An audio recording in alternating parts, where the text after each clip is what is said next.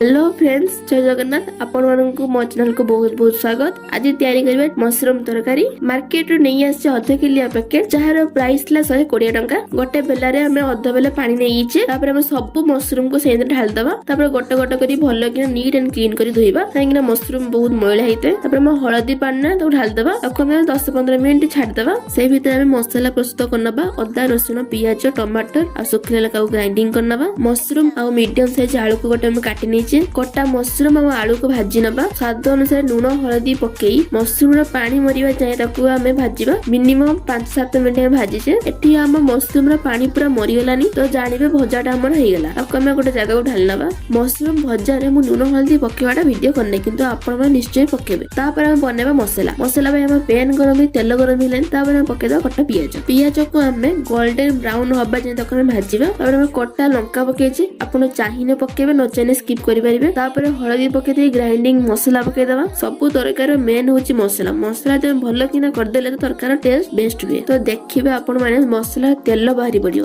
तो जानि परिबे कि मसालाटा हेई आसलानी। तापर हम टाटिए पानी जे कहिना मसालाटा पूरा हमरो सुखला सुखला हेला तो हेते हम टाटिए पानी दी। तापर देखिबे कि से पानीटा पूरा मसाला संग फुटी फुटी पूरा ग्रेवी टाइप रे हेजो तो जानिबे कि मसालाटा पूरा हमर रेडी हेलानी। तो ता संग हम पके जे किछि मसाला गुंड जेमते गरम मसाला, गुली मरच गुंड, 1 स्पून दालचीनी पाउडर, काश्मीरी चिली पाउडर।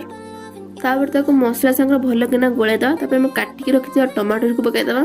तापर स्वाद अनुसार लूण पके देकी टमाटर को कुटी दबा।